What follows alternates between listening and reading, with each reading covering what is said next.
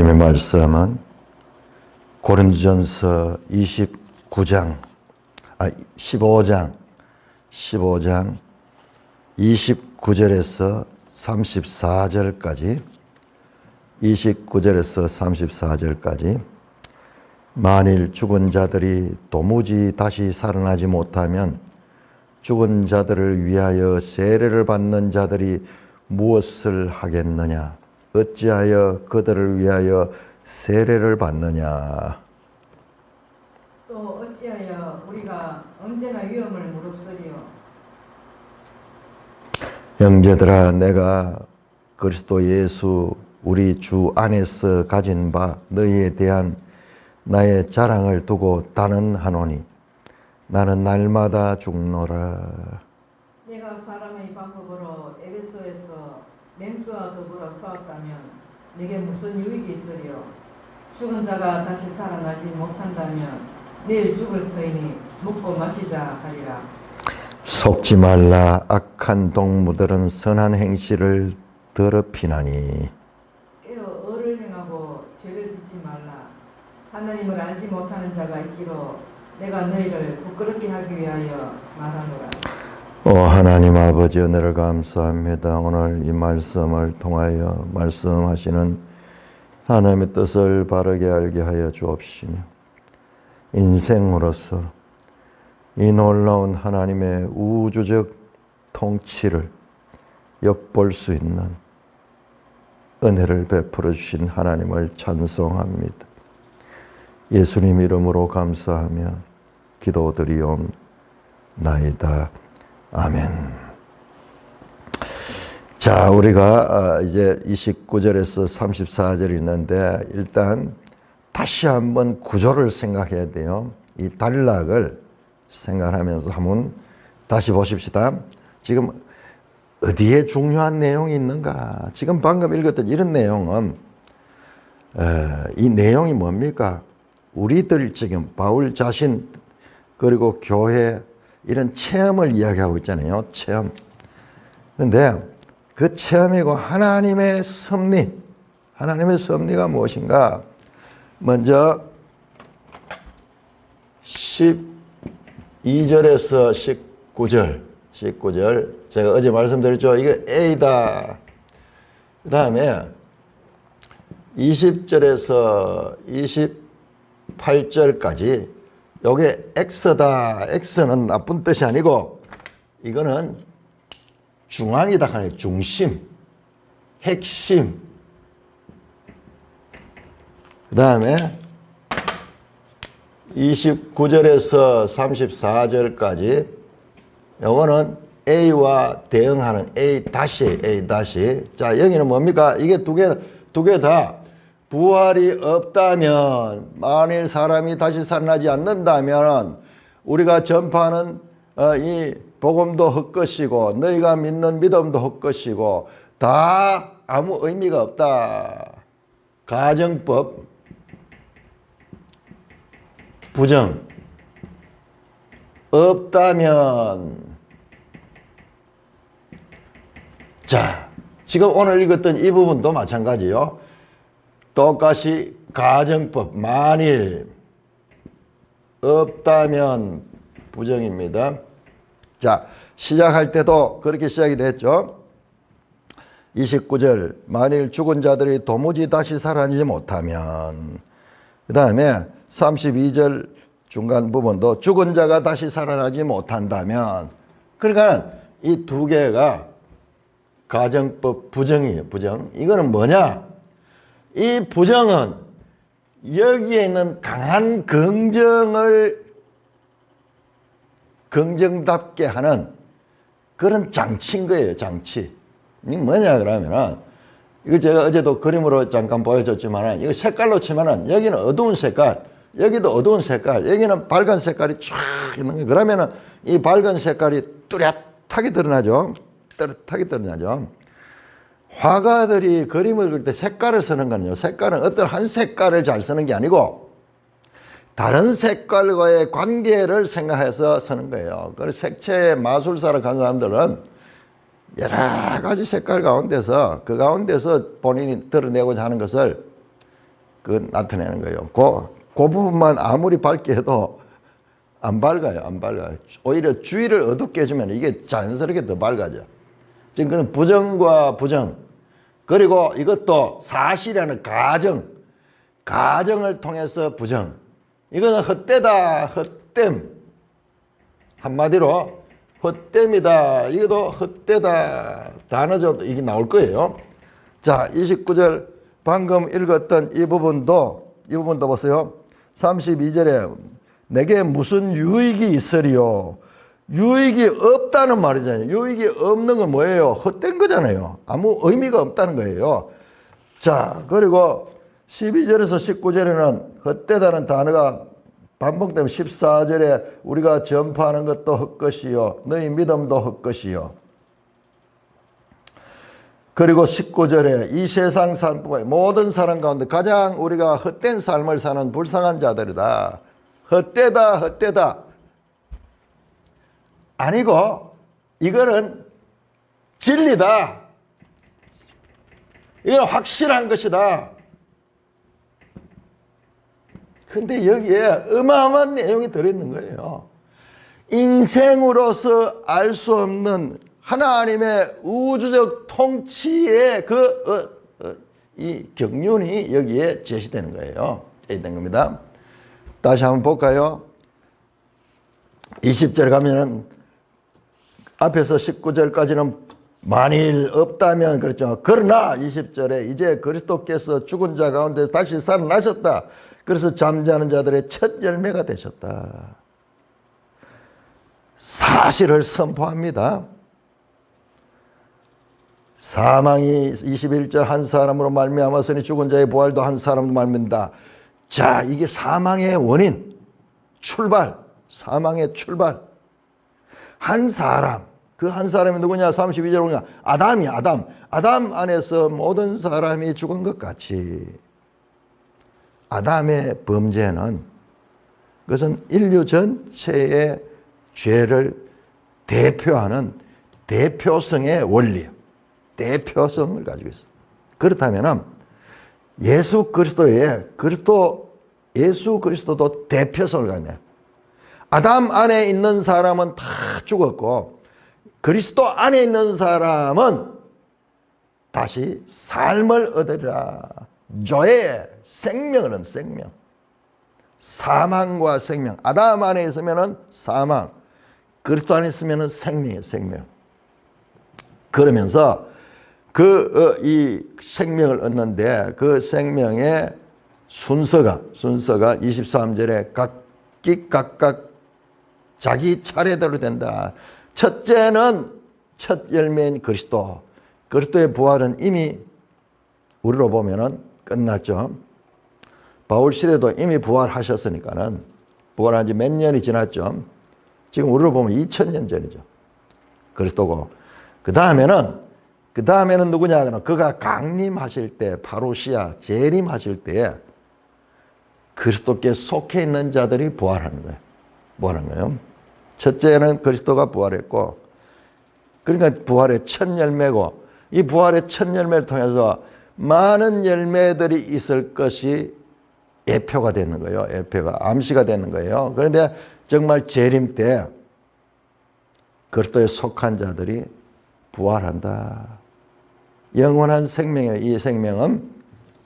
자, 그 다음에 24절은 그 후는 마지막인데 요거는 순서가 아니고, 자, 첫째 그리스도, 둘째 그리스도의 재림 때 그리스도에 속한 자들이 부활하고 그 후에는 마지막이니 가는데 이거는 마지막이야. 마지막. 최종적. 그가 모든 통치와 모든 권세와 능력을 멸하시고 나라를 아버지 하나님께 바칠 거다.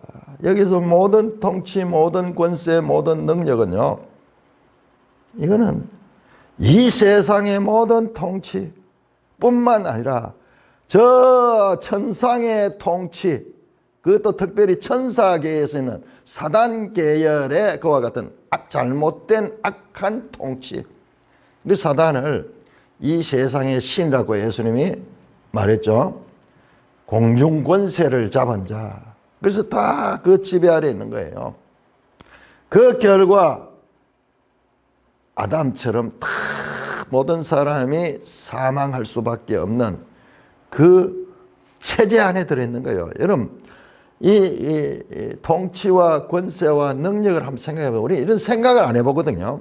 우리를 한번 생각해, 우리 개인이 지금 여기 살고 있잖아요. 그런데 우리가 어디에 속해 있는 대한민국 안에 살고 있는 대한민국 통치자의 그 통치 아래 살고 있는 거예요. 그럼 그냥 살면 사는 건데 이게 그냥 일상이지만요. 내가 무슨 잘못을 하거나 이러면요. 이게 이 권세가 나를 와가지고 죽이기도 하고 심지어는 이 감옥에 쳐넣기도 하고 벌금을 매기도 하고 내한테 강력한 힘으로 나를 통제합니다. 자, 이 나라에 살고 있지만은 저 산속 깊은 곳에 그래서 주민등록도 없이 그냥 이렇게 혼자 살고 있으면요. 그런 거 없어요. 통제 없습니다. 자기 마음대로 살 수 있어요.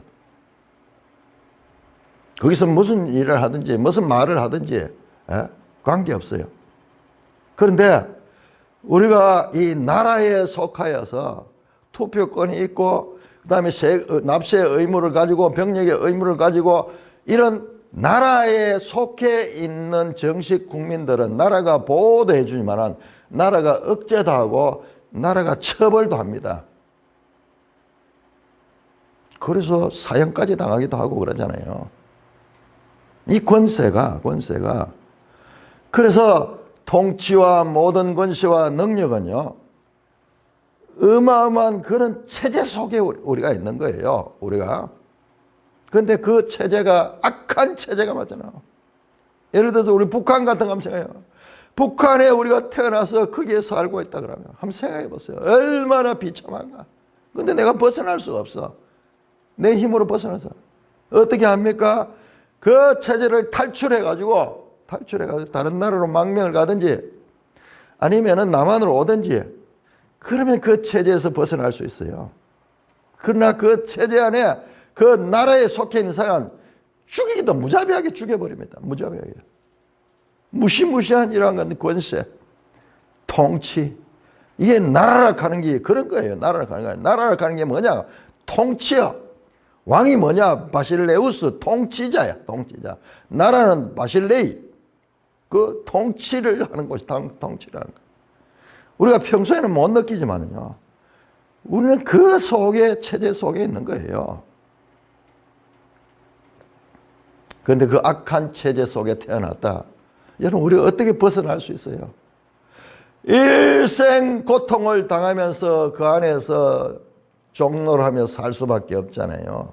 여러분 왕정국가가 어떻습니까? 지금 북한 같은데 대표적으로 전 세계에서 참 대표적인 표적이 바로 우리 이 북한 땅 바로 70년 동안 이 분단되어 있으면서 어떻게 변했는가 보세요. 지금도 굶어 죽는 사람들이 많이 있고 지금도 그 젊은 돼지 같은 그 통치자 하나를 위해 가지고 모든 사람들이 그를 신처럼 떠받들고 살고 있는 그런 나라. 벗어날 수 없어요. 벗어날 수 없어요. 일생 거기서 태어났기 때문에 대부분은 그 통치 아래서 살다가 죽는 거예요. 이 자유롭고 이 활발하고 문명화된 이런 것들 모르고 그냥 그 안에 통제당하고 사는 거예요. 이 나라를 가니 그런 거예요. 그냥 우리 먹고 사는 문제, 내 개인 문제 이게 아니라 이 체제 자체가. 그런데 여기서 말하는 이 통치와 권세와 모든 능력, 모든 가능 판타하면 뒤에 나오면 만물이 나오잖아요. 우주적 모든 것이 있어요. 그러니까 여기에는 이 세상의 악한 체제의 나라들 뿐만 아니라 공중권세 자원자 사탄의 권세까지 여기 다 포함되는 거예요. 자, 그것들을 참 한번 생각해 보면요. 아담이 범죄했지만은 그래서 말미암아 모든 사람이 죄인이 되고 죽을 수밖에 없지만요. 더 근원적으로 생각해 보면은 아담을 조절했던 마귀가 있어, 마귀의 세력이 있어. 그가 누구냐? 이사야 14장에 보면 그가 하늘에서 반역한 자야. 하늘에서 반역한 자야. 교만해서 자기를 높여서 지극히 높은 자와 비길이라 했던 자예요. 바로 에덴에서 하와에게 네 눈이 밝아 하나님같이 되리라, 하나님과 동등하리라고 말했던 그 사상, 그게 어디 나오느냐? 마귀의 사상인데 마귀 존재 자체가 그런 거예요. 그런 거예요. 그랬는 거예요. 하늘에서 반역이 일어나서 하늘에서 쫓겨납니다. 계시록 12장에 보면은 하늘에 전쟁이 있으니 뱀 곧 마귀라고도 사탄의 한 자가 하늘에 미가엘과 전쟁에서 땅으로 쫓겨나잖아요. 우리에게 그 영적 세계에 대해서는 짧은 힌트만 있지만은 잠깐 그게 오면은 하나님에 대한 반역심이 생기는 반역심. 그래서 하나님의 명령을 불순종하게 되잖아요. 하나님의 법을 어기고 범죄했고 그 결과 사망이 왔잖아요. 그러니까는 단순하게 그냥 인간의 죄만 없애졌을 되는 게 아니고 이 우주적 하늘의 영계의 반역자, 모든 죄의 원인이 되는 이 하늘 권세를 다 멸하시고, 멸하다 카타르게오. 자, 요 멸한다는 말씀이 26절에 멸망받을 원수 갈 때 같은 단어 카타르게오. 멸하는 거예요, 멸하는 거. 그래서 그 나라를, 이 우주적 통치의 이 나라를 하나님께 바치는 거예요. 하나님께 모든 걸 바치는 거예요. 자, 25절, 26절에서 28절까지는 뭐냐? 그러면 나라를 바치는 것. 그 24절은 그 모든 통치와 권세와 능력을 멸하시고 그 모든 권한을 그러니까는 이 베네수엘라의 마두로를 잡아가지고 끄집어내 버리고 그거를 권력을 제거하고 새로운 그 통치를 하도록 하는 거예요. 그러나 이 세상에 하는 것은 인간이 하는 거기 때문에 그 다음에 오는 통치자가 또 어떨지 몰라요. 지금 이란 이야기를 들어보니까 이란도 이 과거 팔레비 왕조에 있다가 지금 현재 이슬람 그 세력이 들어왔는데 그때요 미국이 계획하기는 그들이 들어오는 게 아니고 친미주의자들이 들어오도록 돼 있어요. 그런데 막 나라가 혼란해지면서 국민들이 바로 호메인이라는 그 이슬람 신정 정치를 추구하는 그 사람을 씌워버리는 거예요. 그러니까 이게 이 세상에서 이 통치권을 바꾼다 하는 게 우리도 이 나라에 지금 미국이 개입해가지고 이 악한 정권을 바꿔버리고 이러면은 바꾼다고 되기는 게 아니에요. 그 다음에 어떤 게 올지 몰라요. 그런데 그것을 멸하고 그것을 하나님의 주권 앞에 그 나라를 하나님께 바치잖아요. 자, 25절에서 28절은 그 장면, 나라를 하나님께 바치는 장면을 세부적으로 자세하게 보여주는 거예요. 보여줍니다. 25절 모든 원수를 그 바다에 둘 때까지 반드시 왕래. 그가 아들이 그리스도가 모든 원수는 하나님을 대적하는 그 세력들이요. 그걸 전부 다 발 아래에 복종시키는 거예요. 그때까지 반드시 왕노릇다. 반드시 왕노릇한다. 바실레온 다스린다 말, 다스린다. 그러니까 이 하나님께 속한 이 나라를 이 마귀가 가로챘는 거예요. 훔쳐갔는 거예요. 그 짓을 통해 가지고 아담에게 들어와서 이 권세를 잡았는 거예요. 그 빼앗긴 것들을 다시 찾는 거예요.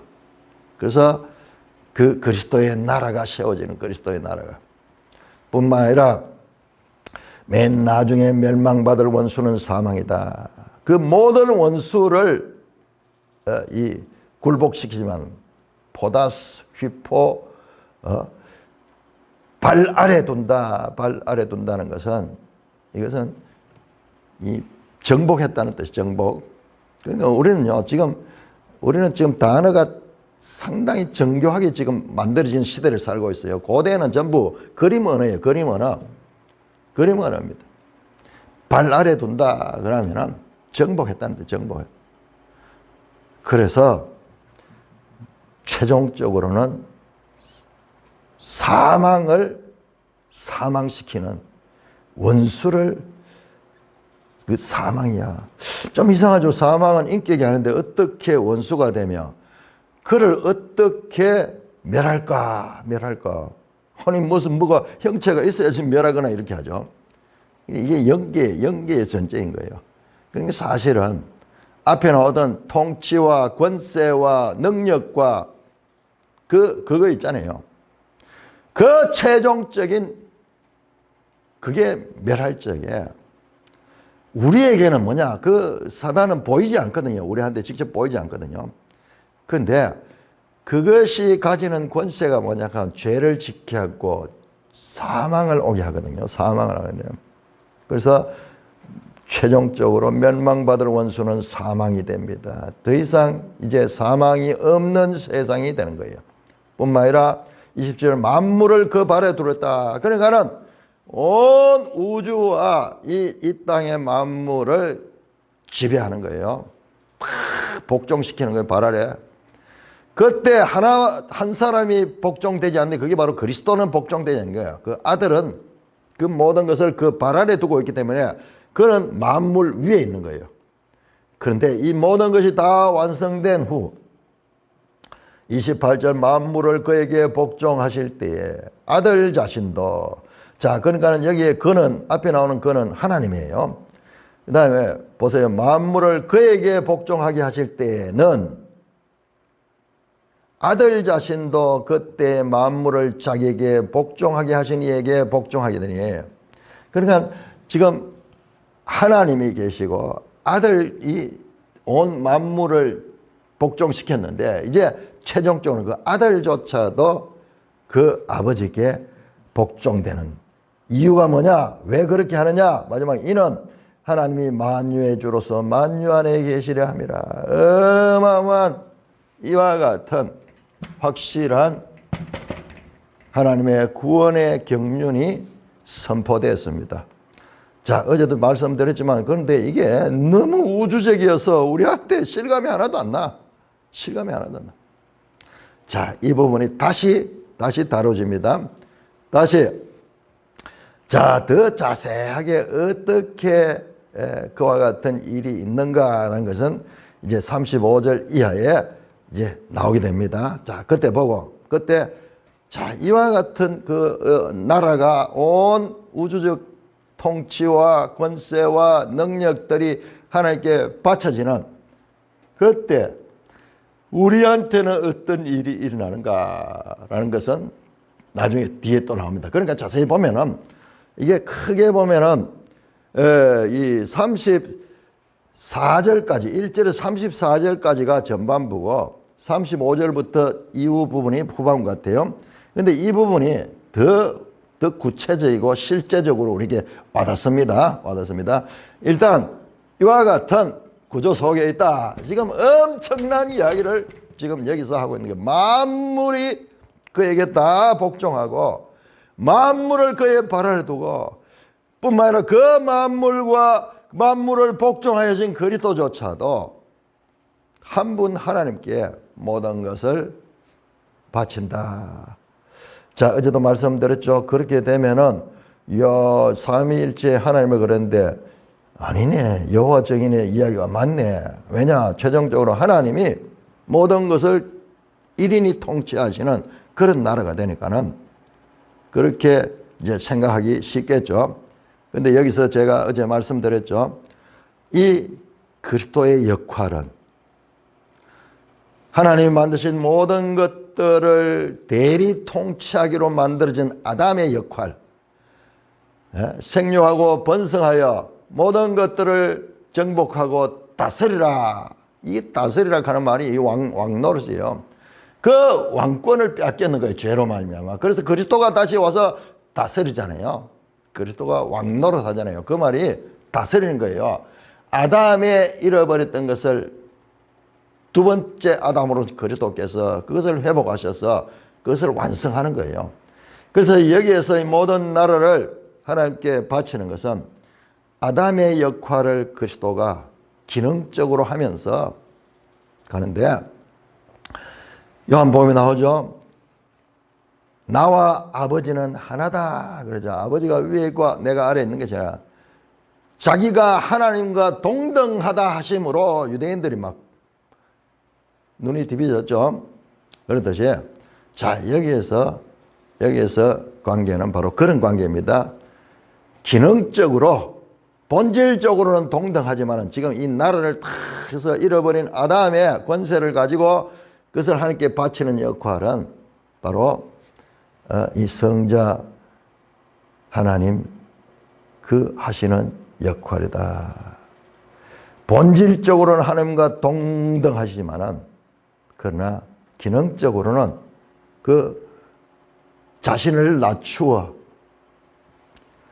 종의 형체를 가지고 오셔서 이 구속사역을 이루었다는 말씀입니다. 자, 오늘은 29절에서 34절. 그러니까 이거 보세요. 이건 제가 계속 이야기하지만 이 가정법 부정 헛됨, 가정법 부정 헛됨, 예? 그게 아니고 이거다. 이런 구조로 봤을 적에 성경이 너무 놀라운 거예요. 그렇지 않으면 앞에서 또 가정법 이야기했다가 또 확실하다 켜놓고 또 가정법 이야기해. 그러면 이게 뭐예요?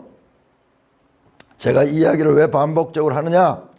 여러분, 성경을 이런 식으로 읽는 것은 우리가 배우지 못하는 거예요. 성경은 이렇게 돼 있어요. 전부 다 이렇게 돼 있어요. 여러분 자세히 보세요, 성경을. 그래, 처음에는 무조건 처음부터 이거 알 수 없습니다.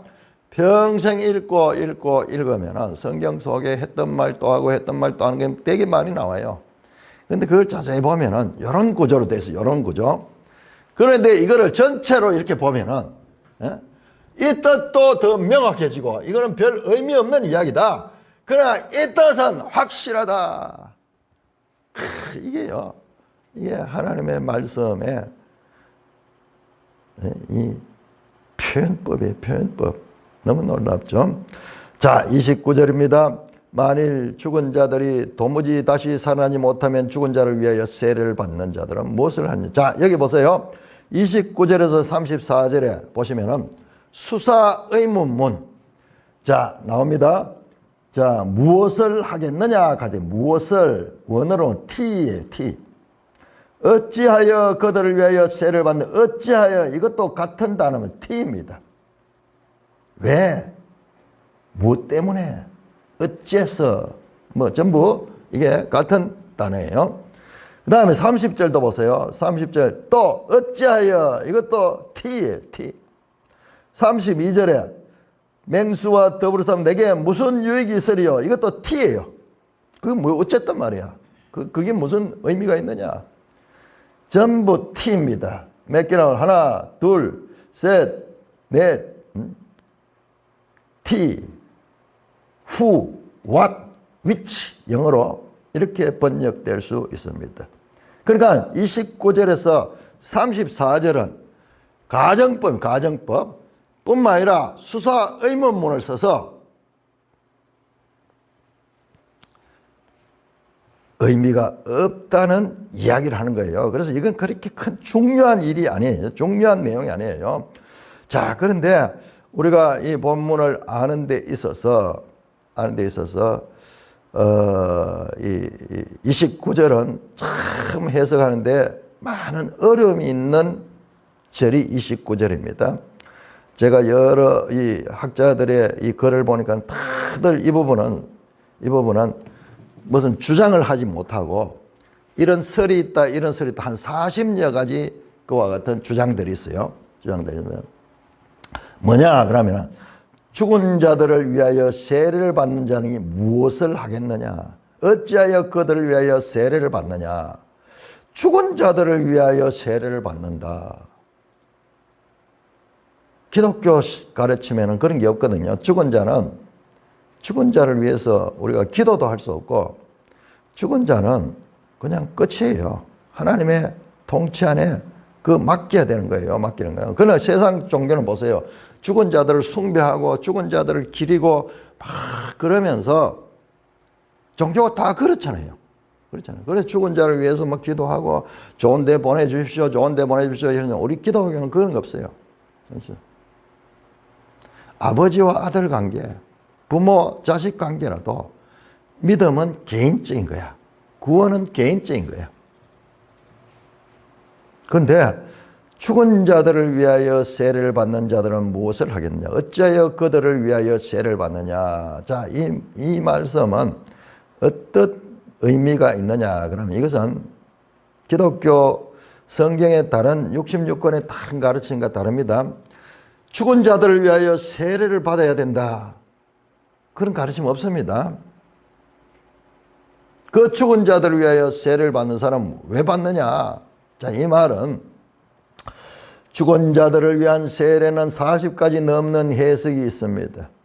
죽은 자들을 위한 세례는 믿음을 갖고 죽은 친족과 다시 만나기를 바라는 마음으로 기독교인 되는 결정을 하고 세례를 받는 것을 말한다. 뭐냐 그러면은 내 사랑하는 사람이 죽어서 하나님 나라를 갔어. 그러면 내가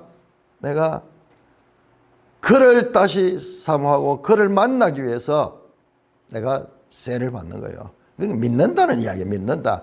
믿음이 눈으로 드러나는 것이 세례잖아요. 세례. 그들은 죽은 자들이 부활할 때 그리스도 안에서 그리고 그리스도를 통해 다시 만날 것에 대한 굳건한 확신을 갖고 있음을 전제로 한다. 기독교는 죽은 혼령을 위로하는 가르침은 없다. 여러분 나오죠. 사무엘서에 보면은 사울이 무당을 찾아가지고 죽은 사무엘의 혼령을 드러내고 이렇게 그건 악한 일이에요. 이건 그런 뜻이 아니에요. 그런데 이제 제가 또 발견하는 건요. 이보다도 더 중요한 것은 여러분 1장에서 고린도 교회가 지도자들 때문에 나눠지잖아요. 바울, 아볼로, 게바 이렇게 파가 나눠졌잖아요. 자, 뒤에 보면 나중에 아볼로 이름 또 나옵니다. 게바는 나왔죠. 부활 이야기하면서 게바 나왔죠. 세례 이야기가 뭐냐? 내가 누구에게 세례를 줬느냐? 세례를 받은 것 때문에 파가 나눠졌어요. 근데 바울이 감사하다 그래요. 내가 세례를 많이 안 줬는 것 때문에 오히려 그런 분파주의를 일으키는데 내가 이 큰 역할을 안 했기 때문에 오히려 감사하다 그러면서 내가 누구에게 세례를 줬냐? 그리스도와 가이오 집 외에는 내가 세례를 주지 않은 것을 내가 기뻐한다. 내가 온 것은 복음을 전하러 온 것이 세례를 주러 온 것이 아니다. 세례에 대한 이야기 1장에 나왔죠. 또 짝을 이루는 여기 또 세례 이야기 나오는 거예요. 근데 의미상으로는 이게 뭐 연결이 뭐 어떻게 되는지 모르겠어요. 근데 제가 지금 이 고린도전서를 하면서 계속 발견한 게 뭐냐 그러면은 앞에서 나왔던 것이 뒤에 또 나옵니다. 뒤에 보면은 자세히 나옵니다. 이후에 또 나옵니다. 그래서 고린도전서는요 하면 할수록 이런 각 주제별로 단락이 나누어 있으면서 또한 전체적으로 짝을 이룹니다. 깜짝 놀랄 정도로 짝을 이룹니다. 나중에 보면요, 아볼로의 이름 또 나와요. 아볼로가 1장에 나왔잖아요. 자, 그래서 참 이게 의미는 알 수 없지만은 차관 이 주제가 연결이 되어 있다. 그 나올 때마다 내가 말씀드릴 거예요. 뒤에 보면 또 자세히 나옵니다. 그러니까 이렇게 연결이 되어 있어요. 단락으로 구분되면서도 그 단락과 단락들이 또 하나로 연결되는, 그래서 유기적인 그와 같은 구성을 가지고 있다. 자, 이 말은 그렇습니다. 이게 죽은 자를 위하여 세례를 받는 것을 장려하는 것이 아니라 그들이 세례를 받는다, 믿는다는 표시잖아요. 믿음에 드러난 표시가 세례잖아요. 그래서 자기들도 부활할 것을 생각하며 그 세례를 받아 죽은 자들과 부활의 영광을 같이 누리고자 하는 그런 것을 가리킵니다. 또 어찌하여, 자, 그것을 알 수 있는 것이요, 우리가 언제나 위험을 무릅쓰리요. 이게 뭐냐면 바울이 늘 위험을 당했거든요. 어려움을 당하고 있잖아요. 개인적으로 안락함을 누리는 삶을 살지 않고 말할 수 없는 힘든 삶을 살았죠. 자, 우리 한번 볼까요? 고린도후서 11장 23절 후반절부터 내가 수고를 넘치도록 하고 옥에 갇히기도 더 많이 하고 매도 수없이 맞고 여러 번 죽을 뻔하였으며 유대인에게 40에 하나 감한 매를 5번 맞았고 3번 태장으로 맞고 1번 돌로 맞고 3번 파선하고 1주야를 깊은 바다에 지났으며 여러 번 여행하면서 강의 위험과 강도의 위험과 동족의 위험과 이방인의 위험과 시내의 위험과 광야의 위험과 바다의 위험과 거짓 형제 중의 위험을 당하고 또 수고하고 애쓰고 여러 번 자지 못하고 줄이고 목마르고 여러 번 굶고 춥고 헐벗었다.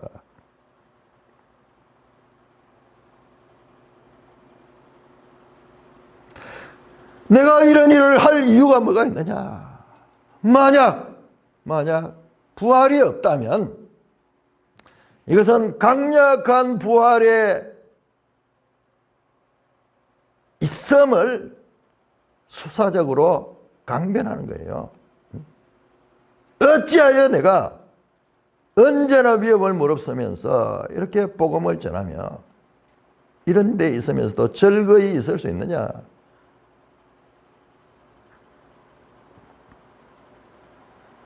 부활의 있음으로 말미암아 이와 같은 언제나 위험 뭐예요? 죽음을 바로 눈앞에 두는 거잖아요. 그런 위험 속에서 죽음 앞에서도 부활에 대한 소망이 있기 때문에 내가 능히 그 일을 할 수 있었다. 31절 형제들아 내가 그리스도 예수 우리 주 안에서 가진 바 너에 대한 나의 자랑을 두고 단언하노니 나는 날마다 죽노라. 여기서요, 이것도 이 원어적으로 참 이게 쉽지 않은 거예요. 세번역 보겠습니다. 형제 자매 여러분, 나는 감히 단언합니다. 나는 날마다 죽습니다. 이것은 우리 주 예수께서 여러분에게 하신 그 일로 내가 여러분을 자랑스럽게 여기는 것만큼이나 확실한 것입니다. 바울은요, 자신이 개척한 교회들을 너무 자랑스럽게 생각하는 거예요. 그 교회들이 자랄 적에 자신의 어떤 이 개인적인 기쁨보다도 그걸 더 기뻐하는 거예요. 이 말씀도요. 이 말씀도 1장에 나왔어요. 1장에 나왔습니다. 이것도 자랑하는 이야기 기억나죠? 자랑하고 교만하고 뭐 그런 이야기들 나오죠. 한번 볼까요? 1장 고린도전서 1장 내용도 보면서 전체 구조까지 보내면은 이 말씀을 그대로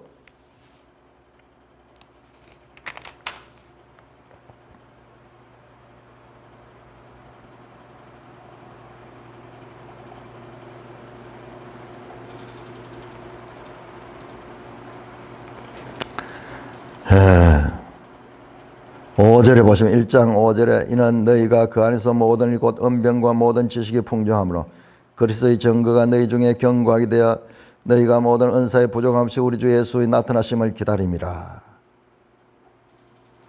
그러면서 그들을 자신의 자랑으로 그렇게 말씀합니다. 이게 여러 번 나옵니다. 데살로니가에도 보면은 나옵니다.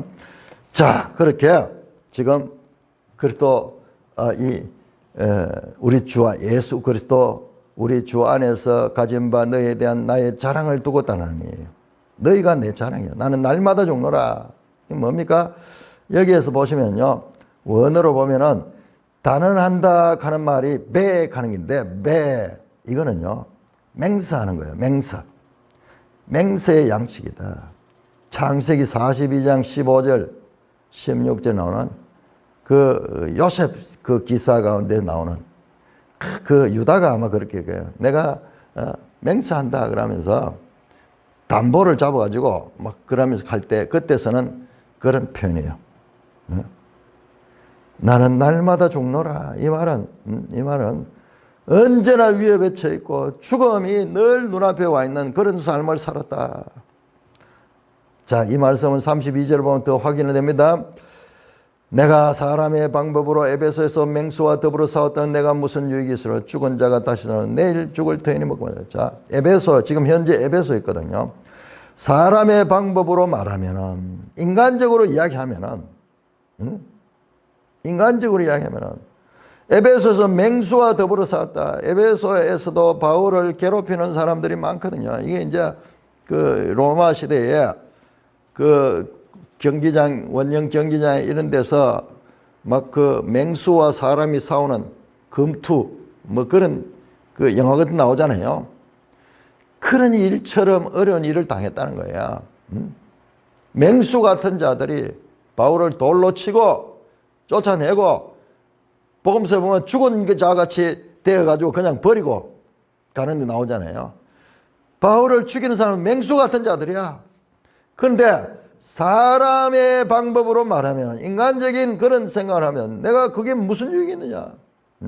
에베소 맹수와 더불어 싸웠다는 내게 무슨 유익이 있어.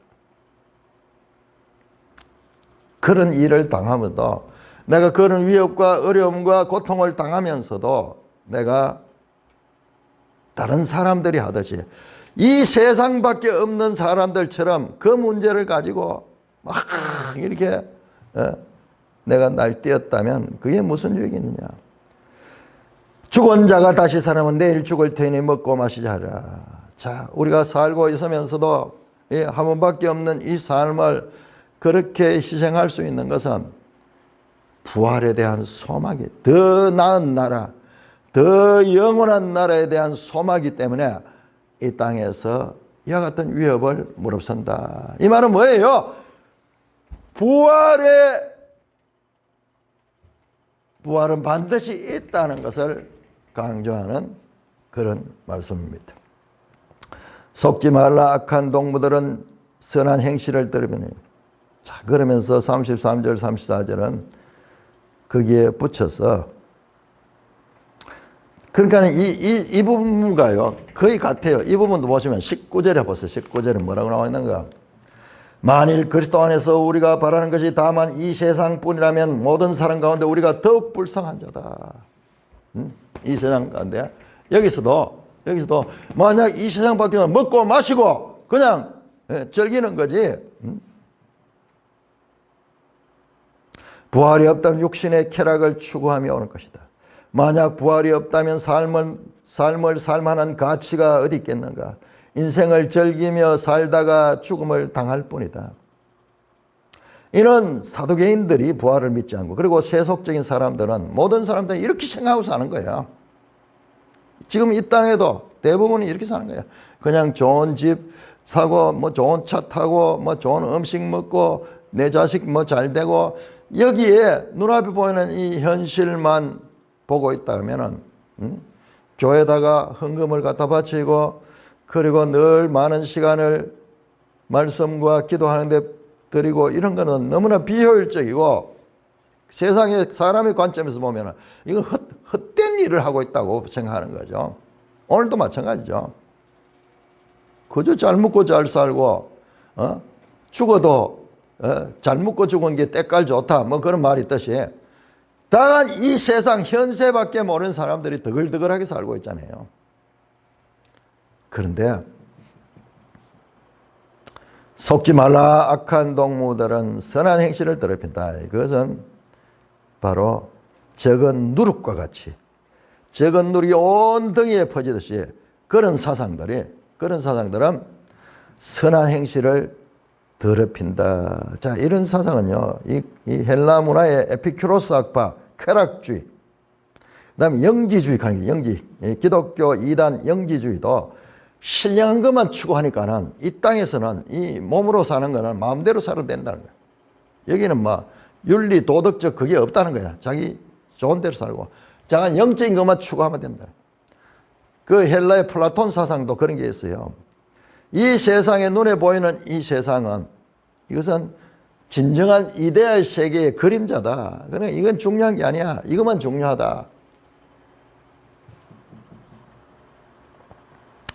오늘날 기독교 속에도 그런 기독교를 추구하는 사람들이 많죠. 자, 34절입니다. 깨어를 행하고 죄를 짓지 말라. 하나님을 뭘 알지 못하는 자가 있기로 내가 너희를 부끄럽게 하게 하여 말한다. 그렇게 하지 말라 하는 거예요. 자, 왜 부활을 믿지 못하고 그와 같이 세속적인 그런 가르침, 너희 중에 어찌하여 부활이 없다 하느냐. 12절에 시작할 때 그렇게 해요. 그리스도께서 다시 살아나셨거늘 그렇게 내가 전파했거늘 너희 중에선 어떻게 부활이 없다 하느냐 그러면서 시작을 했죠. 자, 마찬가지로 끝이 그렇게 말했다. 하나님을 알지 못하는 자가 있기로 내가 너에게 이 말한다. 너희 중에 부활을 믿지 못하는 자, 그 자들은 결국 하나님을 알지 못하는 자다. 그래서 내가 너희를 부끄럽게 하기 위하여 말한다. 그것은 악을 행하고 죄를 짓는 것이다. 깨어나라. 깨어나라. 하나님을 알지 못하는 자가 하는 짓이다. 그러므로 하나님에 대한 무지가 부활에 대한 무지를 이끌기에 교회 안에 있으면서 이런 무지에 빠진 자는 수치심을 유발시켜서라도 깨우치려 하는 마음을 가지고 있습니다. 여러분 앞에 보시면요. 내가 너희를 부끄럽게 하기 위해서 이 말을 하는 것이 아니다 합니다. 자, 1장 27절 한번 볼까요? 1장 27절. 바울의 수사적인 표현법을 잘 봐야 돼요. 1장 27절 보면 그러나 하나님께서 세상에 미련한 것들을 택하사 지혜 있는 것들을 부끄럽게 하시려고 세상에 약한 걸 택하다 강한 것들을 부끄럽게 하시며 천한 것들 멸시받는 것들 이것도 폐하려 하신다 하는 이 말씀도 참 뒤에 그 모든 원수를 폐하고 막 하는 그 하고도 연결이 돼요. 단어가. 그리고 내가 너에게 책망하는 것은 너희를 부끄럽게 하려 하는 것이 아니고 너희를 바른 길로 가게 하기 위해서 이 말을 했다. 그와 같은 말씀이 나옵니다.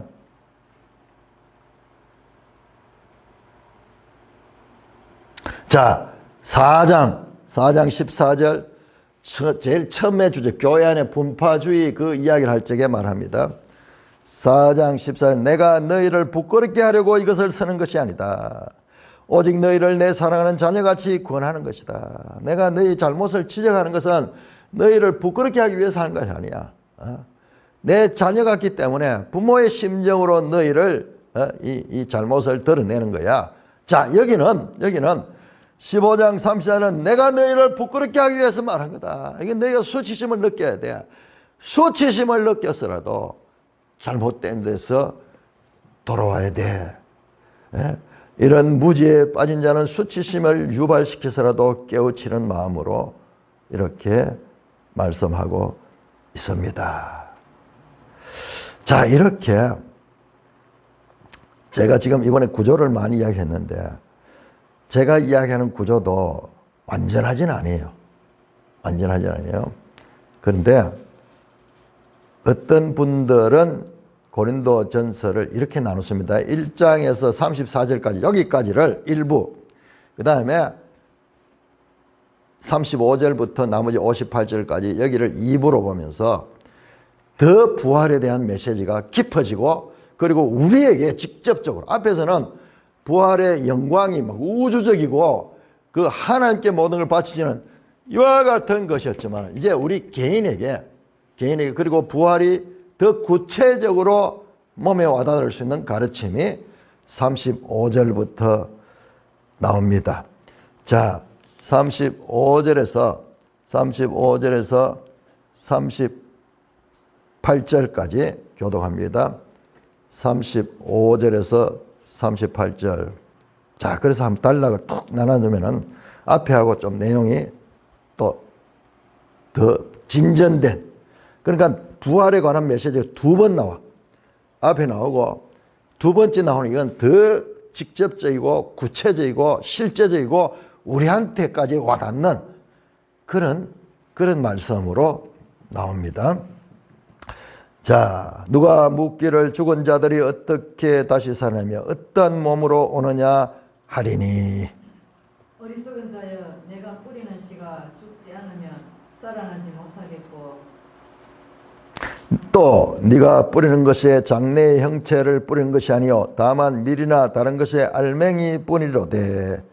하나님이 그 뜻대로 그에게 형체를 주시되 각 종자에게 그 형체를 주시느니라. 자, 이건 시작할 때요. 질문을 시작하죠. 티스. 앞에도 계속 티 나왔죠. 어떻게, 무엇을, 어찌하여, 무슨. 근데 여기도 마찬가지 같은 단어예요. 티스. 누가 묻기를 죽은 자들이 어떻게 다시 살으며. 죽은 자들, 네크로이, 죽은 자.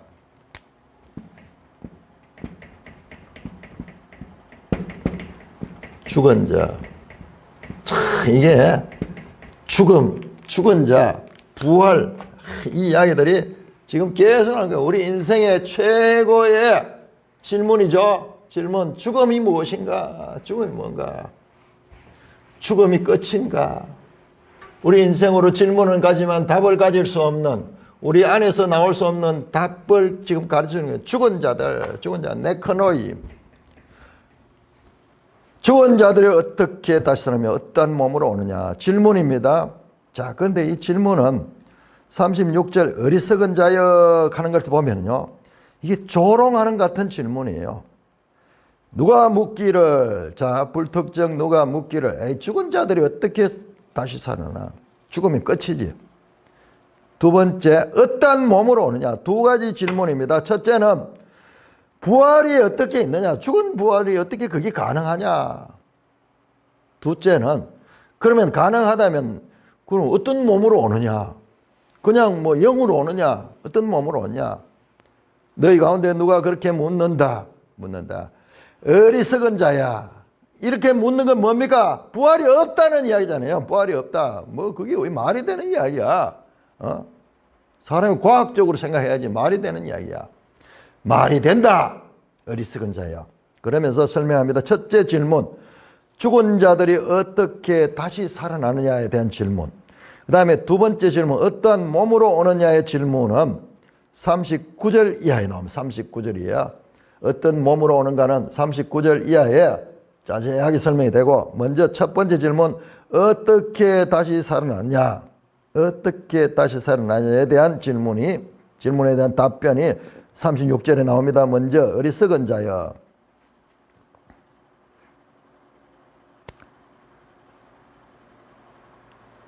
어리석은 자여. 자기는 똑똑하다고 말하잖아요. 뭐 이런 사람 지금도 마찬가지죠. 죽으면 끝이지 뭐 죽은 게 어떻게 살아나. 자기들은 똑똑하다고 그렇게 질문하는데 어리석은 자다. 자, 비유를 듭니다. 네가 뿌리는 씨가 죽지 않으면 살아나지 못하겠고. 자, 씨 뿌리는 비유입니다. 스페로 뿌리는 씨가 죽지 않으면 살아나지 못한다. 씨를 뿌린데 씨가 땅에 떨어가지고 그렇게 그 씨가 죽으면서 거기서 생명이 나와요. 생명이 나옵니다. 예수님도 요한복음 12장 24절 하늘의 밀알이 땅에 떨어져 죽으면 많은 열매라고 죽지 않으면 하늘 그대로 있느니라 말씀했듯이 지금 씨와 식물에 관한 그 비유를 통해서 그 씨가 그 땅 속에서 죽으면은 거기서 새로운 생명이 나온다. 자, 37절입니다. 또 네가 뿌리는 것은 장래의 형체를 뿌리는 것이 아니요 다만 밀이나 다른 것이 알목이 뿌리되. 자, 우리가 씨를 심을 때는 씨앗이 들어가. 씨앗 쪼매한 거. 이게 무슨 모양이지? 아무 모양도 없어. 그냥 알갱이. 여기 보면 빨가벗은 것 뭐 고리 나와요. 원어로 보면은 알맹이 가는 게 요거야. 껍질도 없이 그냥 알맹이. 뭐 아무것도 아니잖아요. 이런 것을 하나를 뿌렸는데, 이걸 뿌릴 때 이렇게 뿌린 게 아니라 나중에 다 자라는 장래의 형체를 심는 게 아니잖아요. 뿌릴 때는 씨를 심었는데 나중에 나타난 것은 전혀 다른 그와 같은 형체가 나온다. 여기 형체란 말이 소마예요. 소마. 자, 지금부터 이 단어가 우리로서는 번역이 안 되는 그런 단어. 이게 소마가 뭐냐? 몸이에요. 몸. 몸이라고도 하고 형체로도 할 수 있고 이런 단어입니다. 자, 뿌리는 씨가 네가 뿌린 것은 장래의 몸을 뿌린 것이 아니에요. 다만 밀이나 다른 것이 알갱이다. 알갱이를 뽑는 거지. 나중에 완성된 그 장래의 그 영광스러운 그 몸을 뿌리는 것이 아니잖아요. 마찬가지로 38절 하나님이 그 뜻대로 그에게 형체를 주시되 각 종자에게 그 형체를 주신다. 여기에 형체라는 말도 소마예요. 소마. 몸을 줬다. 몸을 줬다. 뭐냐 그러면은 근데 씨앗은 보면 모양이 좀 비슷하잖아요. 다들 전부 뭐 쪼매다 이렇게 그렇잖아요. 근데 나중에 자라보면 완전히 다르죠. 모양들이 다르고. 그 사람도 마찬가지야. 사람도 짐승들도 마찬가지고 짐승도 그 씨 뿌리는 것처럼 이 씨라는 게요. 우리 그 히브리 원어에서는 이게 아주 노골적인 그 이야기예요. 우리 정자를 씨락하는 정자를. 여자의 씨, 여자의 후손 할 때 우리 이게 완곡법으로 번역했는 거예요. 그대로면 여자의 씨예요. 여자의 씨. 네 씨가 가는 이 후손을 가리키는데 이 씨를 가리키는 거예요. 그래 인간을 씨를 가진 존재로 그렇게 이야기하는 거예요. 근데 그 씨가 나중에는 자라가지고 어른이 되듯이 그 씨와 나중에 이 장래의 형체는 서로 연관할 수 없는 그런 변화가 있죠. 또한 짐승은 짐승대로, 식물은 식물대로, 새는 새대로, 물고기는 물고기대로 다 이래가지고 처음에 그 씨와 이 모습은 완전히 비교할 수 없는 다른 차원의 모습으로 바뀌는 거죠. 자, 그런데 38절 하나님이 그 뜻대로 하나님의 원대로 텔로우 그에게 형체를 주실 때 소마에 소마 몸을 주실 때 각 종자에게 각 종자 스페르마 각 씨들 각 씨에게 그 형체를 주셨다. 소마를 주셨다. 소마를 주셨다. 이야 이게 무슨 말이냐. 자 우리 창세기 1장 11절 한번 볼까요. 창세기 그러니까는 지금 이 창세기가 지금 몇 분 나옵니까? 지금 앞에서도 그 창세기 1장, 2장 그 내용들이 지금 뒤에 또 나옵니다. 자, 창세기 1장 11절 하나님이 이르시되 땅은 풀과 씨 맺는 채소와 각기 종류대로 씨 가진 열매 맺는 나무를 내라 하니 그대로 되어 땅이 풀과 각기 종류대로 씨 맺는 채소와 각기 종류대로 씨 가진 열매 맺는 나무를 내니 하나님 보시기에 좋았더라. 각기 종류대로 종류할 때 그게 이 종작할 때하고 아마 한자어로 같을 거예요. 그러니까 시지만은 그 종류가 각기 종류 각각 있어 각각.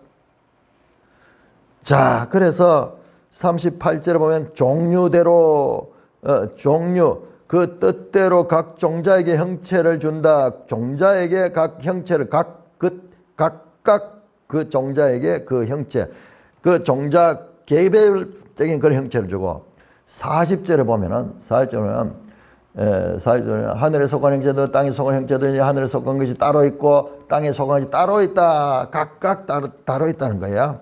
41절에 보시면 41절에 해의 영광이 다르고 달의 영광이 다르며 별의 영광이 다르다. 각각 고유한 각 종자에게 하나님께서 그 종류대로 각각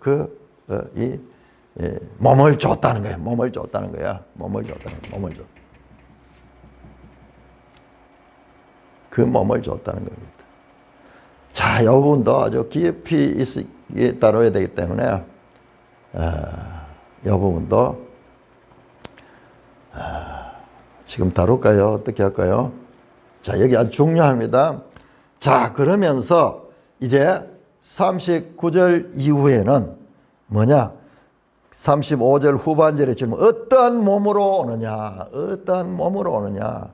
그 몸에 대한 답변을 주고 있습니다. 자, 먼저 35절 질문입니다. 어떻게 살아나냐? 그 답변은 씨가 숨겨서 나중에 완전히 다른 모습의 열매, 그리고 성숙한 그런 이 생명체로 나타나듯이, 씨와 비교할 수 없듯이 죽은 자들이 살아난 것도 그와 같은 변화가 있다. 그 다음에 어떠한 몸으로 오느냐? 거기에 대한 답변은 39절입니다. 자, 육체는 다 같은 육체가 아니니 하나는 사람의 육체요, 하나는 짐승의 육체요, 하나는 새의 육체요, 하나는 물고기의 육체다. 자, 여기에서 육체는 또 뭐냐? 그러면은 육체는 뭐냐? 그러면은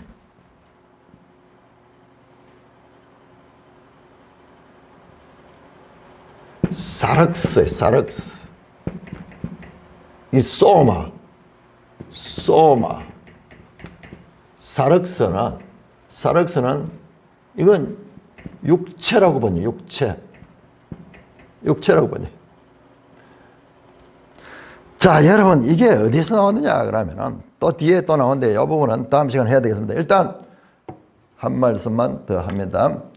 자, 요 사륵스 가는 게 어디에 나왔느냐 그러면요, 육체가 아니요 하나는 사람의 육체요, 하나는 짐승의 육체요, 하나는 새의 육체요, 하나는 물고기 육체다. 여기 전부 육체 가는 게 사륵스예요. 사륵스.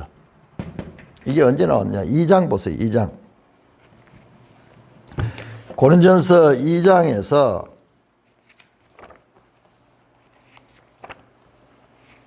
그러니까 제가 이걸 보니까는요, 참 이렇게 연결이 되어 있는 거예요. 따로 그러니까는 잘 분류를 해가지고 이렇게 단락을 나누는 것도 중요하지만은 근데 거기에 매몰되면 안 돼. 이걸 다시 다 하나로 연결할 수 있는 이런 연속성도 발견해야 돼. 근데 어느 하나도 하기가 쉽지 않죠. 자, 2장 보시면은 2장에서 유명한 내용이 나옵니다. 2장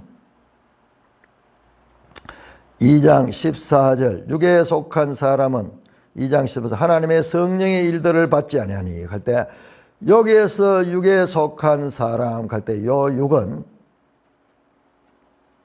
이건 참 설명을 다시 해야 되는데, 자, 여기 하나님의 성령의, 자, 육에 속한 사람과 하나님의 성령의 일들이 서로 연결이 안 되죠. 안 됩니다.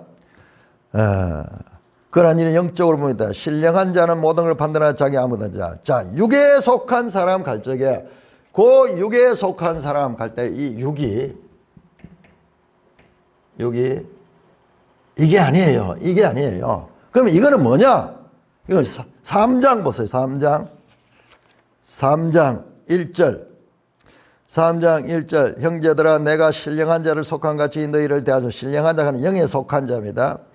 육신에 속한 자 곧 그리스도 안에서 어린아이 같이 대합니다. 육신에 속한 자, 요거예요. 요거. 육신에 속한 자. 그런데 육은 뭐고 육신은 뭐고 육체는 뭐고 몸은 뭐고 다 같잖아요. 그런데 이제 헬라어에 요게 구별이 돼요. 요게 구별이 돼요. 그래서 이 사륵스 가는데 요건 또 나옵니다. 요거는 퍼시케예요. 퍼시케인데 요거는 뒤에 또 나옵니다. 그래서 요 부분은 따로 제가 기본 전제부터 설명을 하며 말씀을 드렸다. 여기에서 이 푸시케는 어디 나오냐 그러면요. 어디 나오냐 그러면은 45절에 기록된 뭐 첫사람 아담은 생명이 되었다 하는데, 이 생명이라 하는 이 단어가 이 푸시케 이거예요. 이거. 그러니까는 번역이 막 엉망진창인 거예요. 생명이다. 이거 뭐예요? 이거 한자어로 살아있는 영이잖아요. 아니에요. 지금 이걸 이야기해요.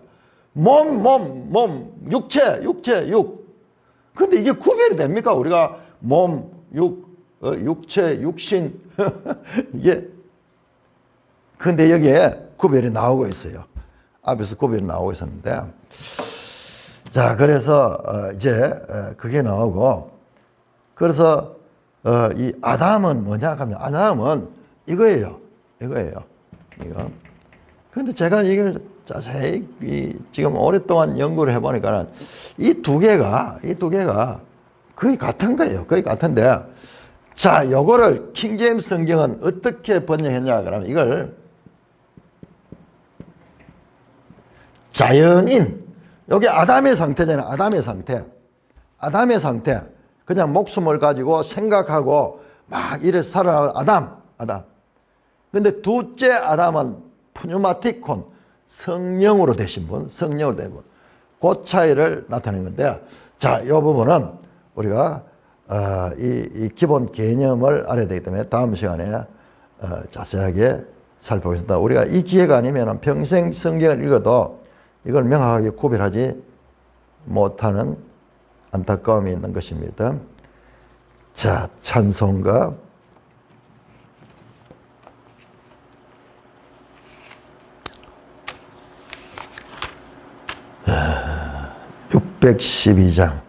612장입니다.